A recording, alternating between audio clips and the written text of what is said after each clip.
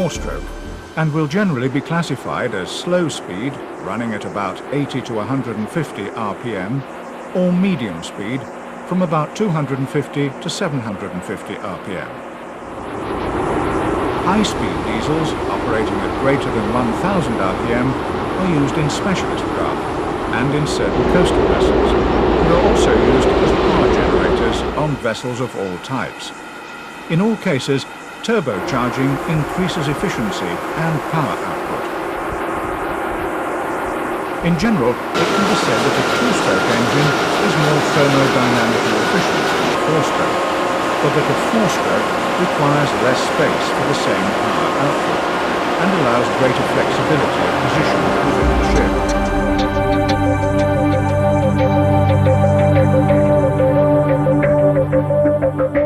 To operate at its maximum efficiency, there should be complete combustion of the fuel in the engine cylinders.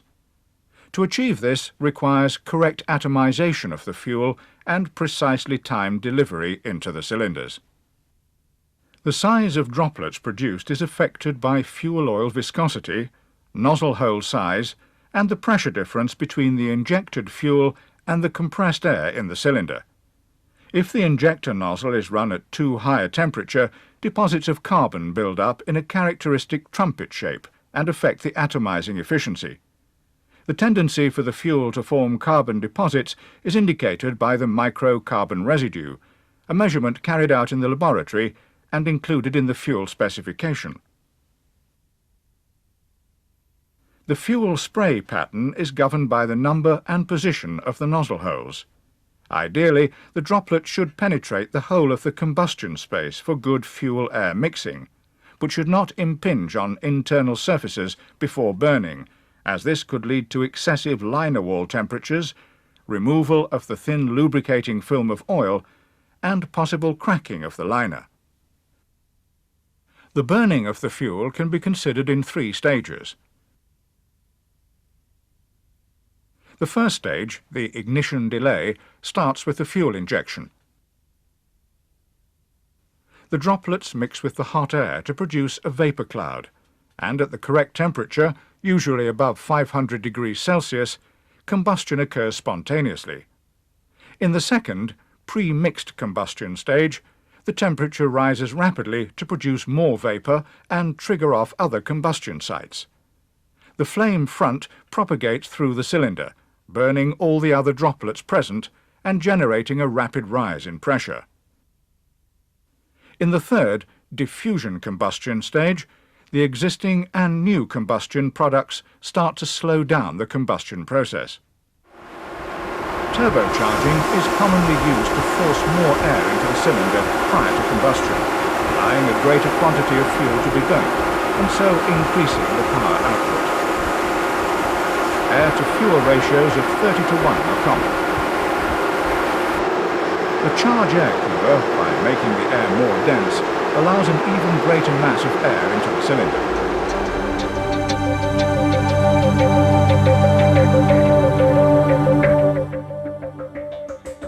The products of combustion are emitted to the atmosphere. The normal combustion products of hydrocarbons are water vapour and carbon dioxide, with their proportions varying very slightly according to the composition of the fuel.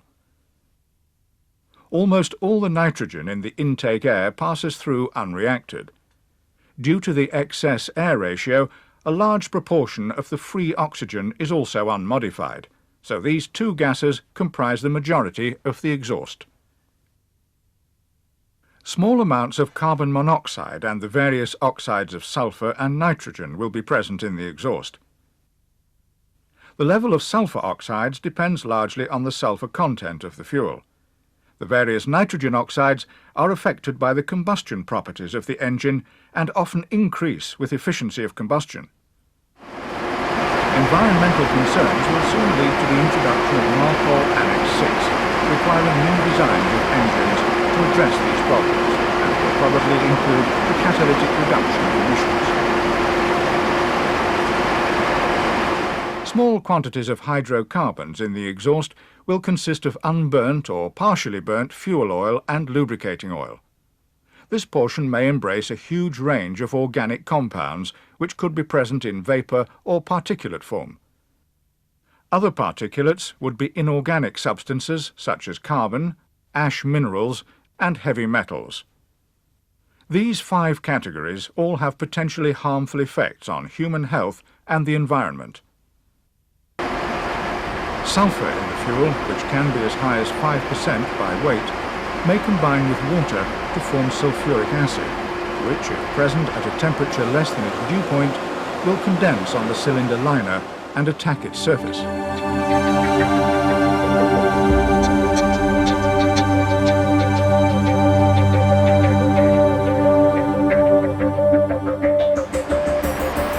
Marine fuels are usually the heavy residues of crude oil after the refinery has removed lighter distillates, and often different residues are blended. It is important to keep bunkers from different sources in separate tanks. Vanadium, or sodium, in the fuel encourages the formation of deposits which build up around the exhaust valve seats and might lead to failure of the valve. High quantities of aluminium trioxide, or silicon dioxide, highly abrasive materials which are used in the oil refinery as catalysts, can lead to rapid damage to the fuel pumps, the injectors, piston rings, pistons and liners.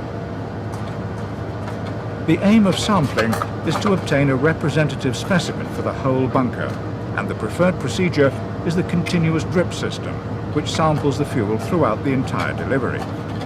An automatic quality level, or AQL sampler, which should be sealed against tampering, enables 3 1-litre bottles to be filled flow proportionately throughout the batch. After delivery, a ship's representative should witness the labelling and sealing of the sample bottles. One is retained by the ship for at least 3 months. One by the bunker barge. Many owners dispatch the third to an officially recognised testing agency. At the testing laboratory, full analysis of the fuel is performed to the current international marine fuel standard ISO 8217, providing information which can be of real relevance in the running of the engine. A fuel is said to be unstable if its components break down before or after aging.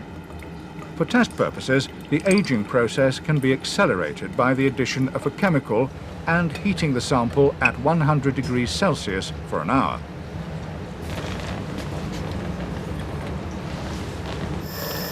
If the sample then produces deposits, it is a sign that the fuel could do the same on the ship, blocking the fuel filters and presenting the danger of breaking down the lubricating oil film on the cylinder liners.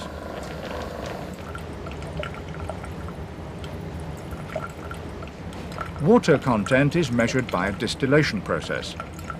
Toluene is added to the sample and the mixture heated. The toluene and water boil and evaporate together. When condensed, the toluene separates from the water, which is collected in a glass trap. Sulfur content is a relatively quick test to perform once the machine is fully calibrated. Pour point requires cooling of the sample at a specified rate and constant checking for its fluidity. Flash point is the lowest temperature at which the fuel's vapour will ignite. The sample is heated slowly in a sealed container. Vapour builds up and is tested every 1 degree Celsius, and at the flash point is seen to ignite.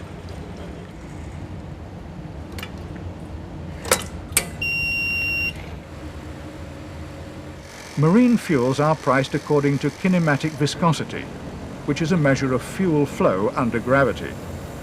The test involves precise timing of the sample's passage through a narrow tube.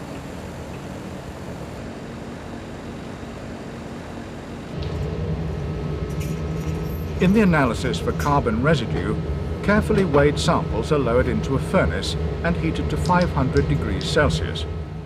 The amount of residue produced by a fuel indicates its tendency to form carbonaceous deposits in the engine.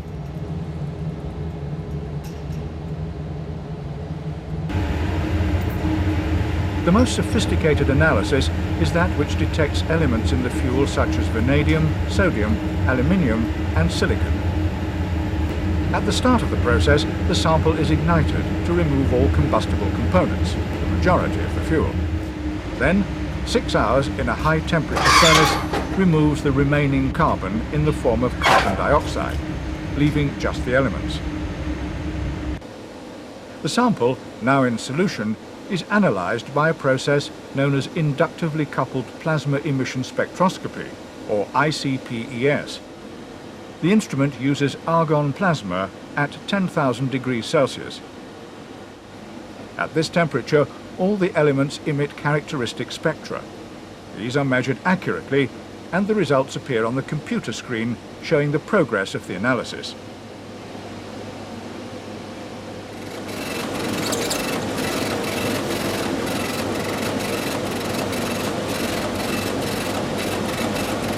Every component of the fuel has now been measured, and the results are faxed or emailed back to the ship.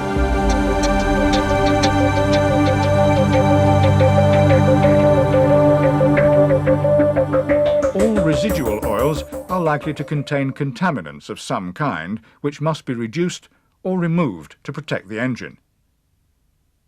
Contaminated oil might contain fresh or salt water, which will promote corrosion.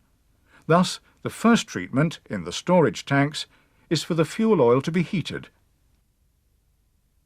It will also be heated on transfer to the settling tank, allowing some of the water and sludge to settle out by gravity and be drained off.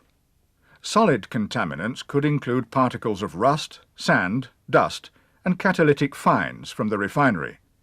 These are all abrasive and will cause wear.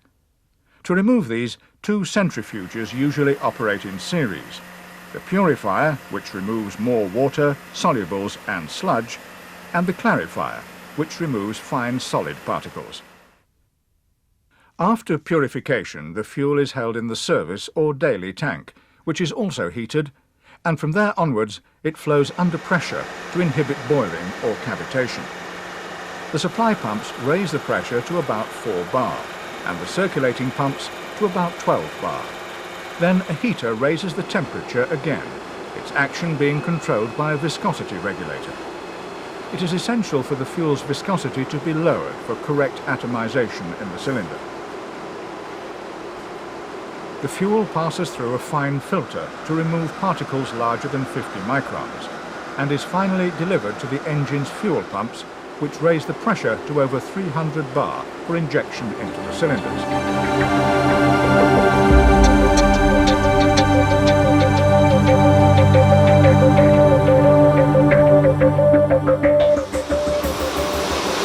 Proper running of the engine is indicated by a wide variety of measured parameters: the inlet fuel temperature, exhaust gas temperature, the peak pressure, the cylinder compression pressure, cooling water return temperature, the lube oil return temperature, turbocharger gas temperature, turbocharger speed, and turbocharger inlet and outlet gas pressures, all of which will be defined in the manufacturer's manual. But the most significant information relates to what is happening within the cylinder.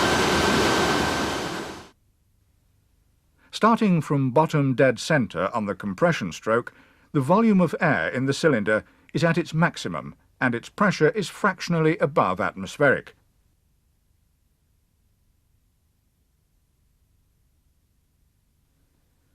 As the piston rises and the scavenge and exhaust ports, or valve, closes, the air within the cylinder is compressed, its volume decreasing and its pressure starting to rise. This is the same for both the 2-stroke and the 4-stroke cycles.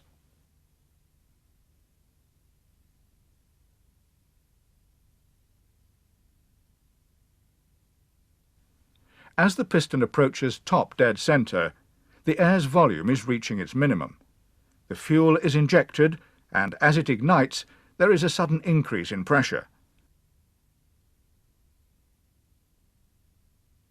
The piston is forced downwards, with the interior gases now increasing in volume and declining in pressure.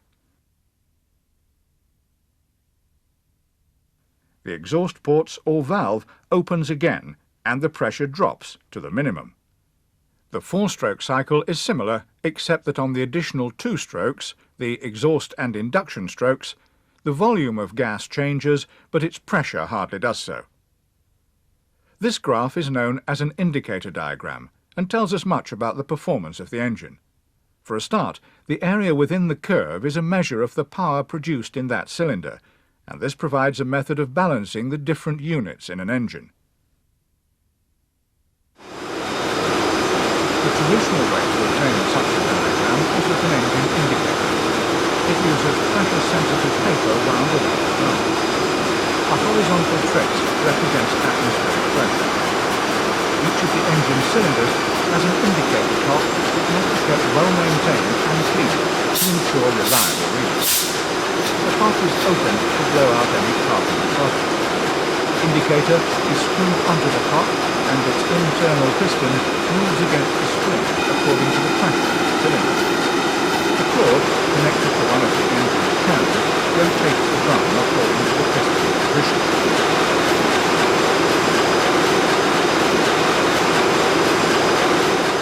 The traced-out curve relates pressure to volume at any moment in the cycle. Taking an indicator card, with the fuel to the cylinder shut off, produces the compression diagram.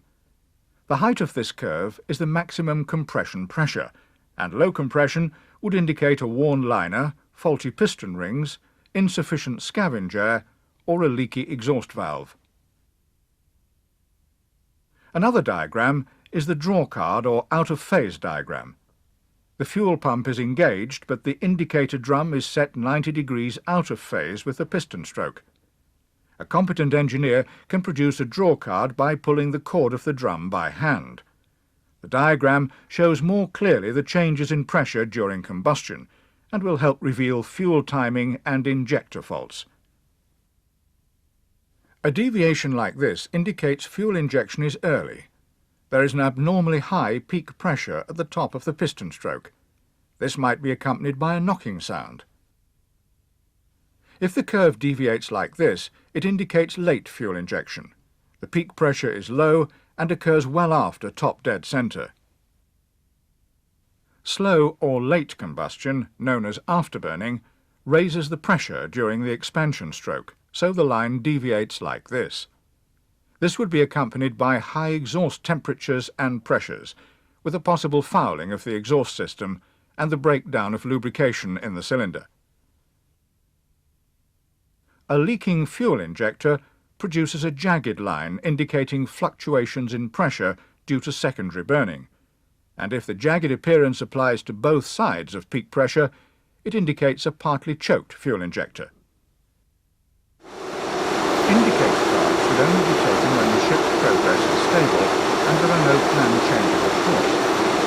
If indicator cards taken from all units diverge from normal, they point to general fuzzy conditions such as fuel quality, the fuel quantity injected into each cylinder, turbocharger, engine cooling, or incorrect camshaft timing. For engines running at greater than 100 RPM, there is too much vibration for an indicator card to be taken. Nonetheless, a peak pressure reading also provides a good indication of the power being produced. The traditional indicator equipment is being replaced by electronic equipment, which provides the same functions on engines of any speed. The diagrams produced are the same and indicate the same faults.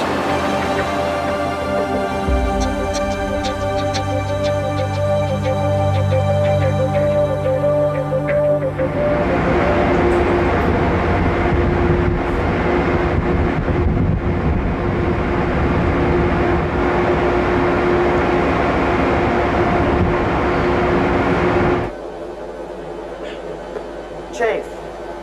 Hello. Seems to me as our smoke's going black. It was clear yesterday. Really? Then have a look at the temperatures. Nothing wrong there. How dark was it? Pretty black, Chief. How's the viscosity? That's all right. Right. Well, This is the grade of fuel we're using, so the inlet temperature should be 120 degrees. I'm going to check it.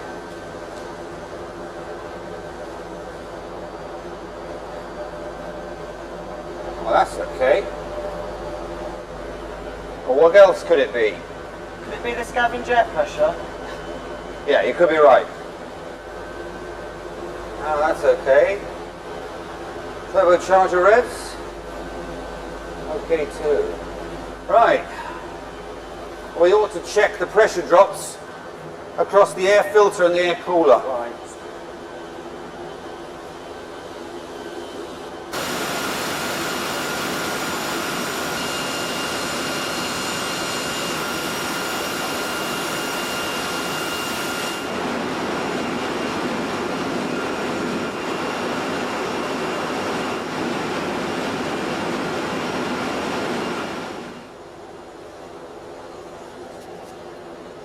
Right, let's have another look at the lab report. If there was a lot of aluminium or silicon, they could produce wear quite quickly in the fuel pumps or injectors, but they're normal. What about carbon? That's okay too. Well, that leaves the timing. You have to take some indicator cards. Absolutely right. All of them? Yep.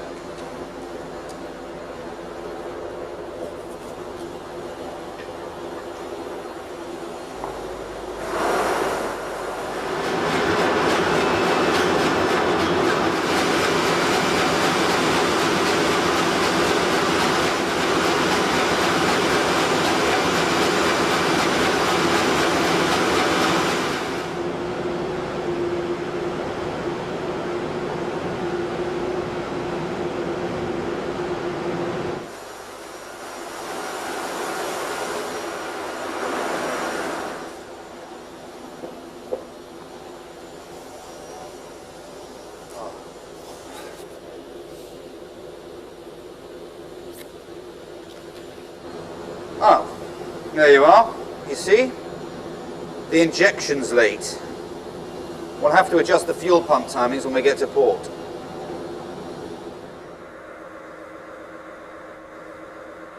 Excuse me, Chief. Yeah, Number 4 unit, its exhaust temperature is too high. it's always run a bit high. I shouldn't worry. 80 degrees is too much, Chief. 80? 80 above normal? Yes, Chief. That is a bit hot. Let's go and check the local gauge.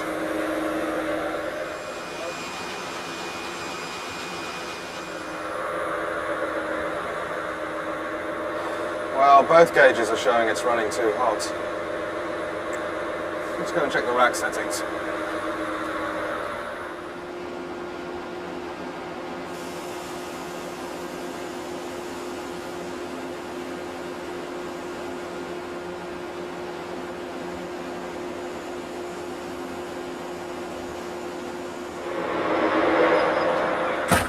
Well, the rack settings are all okay. We'll check the turbo revs. Turbo revs are okay. We want to check the compression pressure. Indicator card? Exactly. It'll show us if there's a valve leaking or if the rings are warm.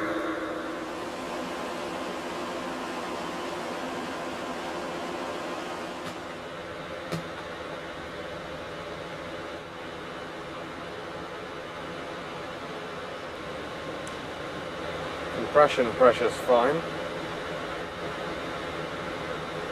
Timing's fine. This is a tricky one. I think we're going to have to take a look inside.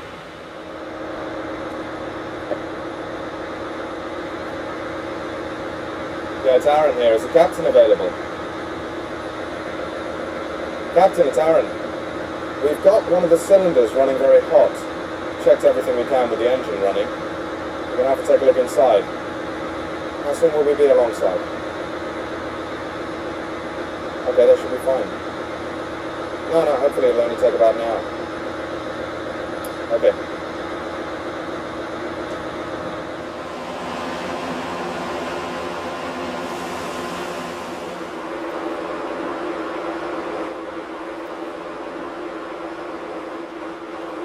See how it dribbles? That's well worn.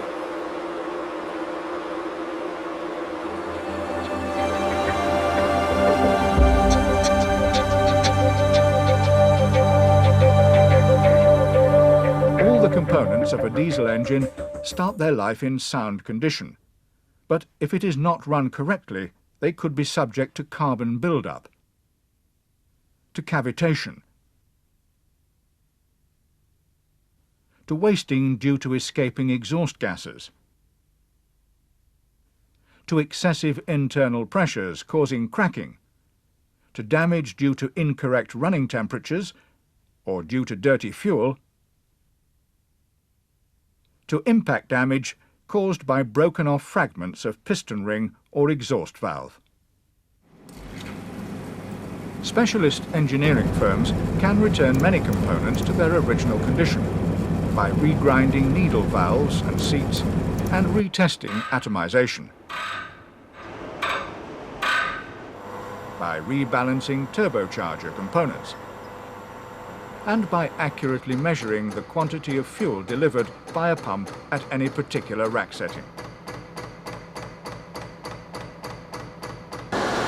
Running the engine plant efficiently reduces the need for such work, keeping to regular maintenance and inspection schedules which will have been published by your company and by the manufacturers of all the principal items of diesel equipment is extremely important. Carefully monitoring your engine's fuel quality as well as the conditions inside each cylinder will result in the engine running cleanly, reliably and economically.